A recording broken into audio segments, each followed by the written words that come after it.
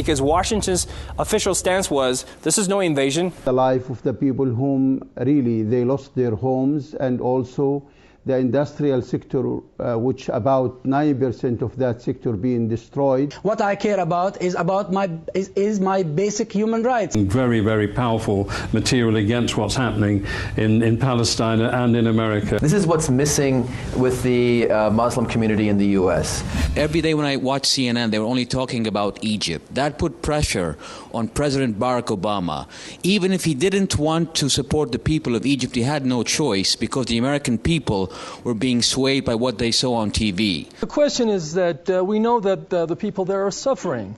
It's all over the wire news. But why is it that the Palestinians are unable, have continually remained unable to support the rights, the legitimate rights of the people throughout the region? So why not in Bahrain? You claim that the U.S. is sowing insurrection, or you seem to imply that. I really don't know on what facts you're basing that. The really ridiculous thing here is an American president can just, by an executive order, stop the supply of arms. America needs Israel, no question about it. And Israel needs America, and the lobby needs Israel to be there. He does talk about the Arab regimes, but it kind of goes more than that, deeper than that. The Labour MPs meeting in a caucus privately would have voted against that. Effectively Deputy Prime Minister in the dying months of the Gordon Brown government.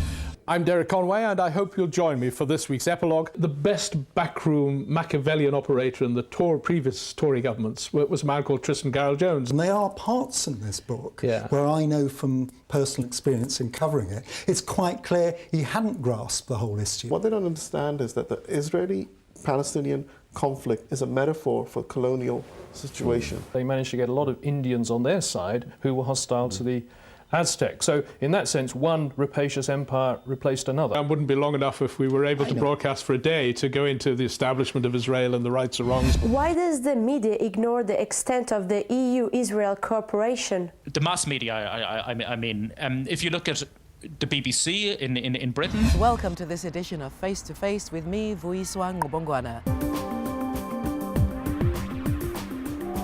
That says that the population of the UK will reach 70 million in 20 years' time, and indeed 80 million in mid-century. Do you not worry that you're falling prey to being used by organizations that are essentially racist? Should not be taken to represent the voice of the community as a whole. The conflicts in Iraq and Afghanistan, Iraq in particular, had radicalized Muslim youth. Is that something that you notice? We should actually, and we encourage through MCV, dialogue, discussion. What does the Constitution say about British Muslim community and who they are and what they're doing in this country? Do you think this has got anything to do with the demonisation of Pakistan? Now every country, every place, every village, every town has become a theatre of war. The assassination of Benazir, how vulnerable is the president? Well, he's one of the on the hit list. Almost all the political leaders are on the hit list.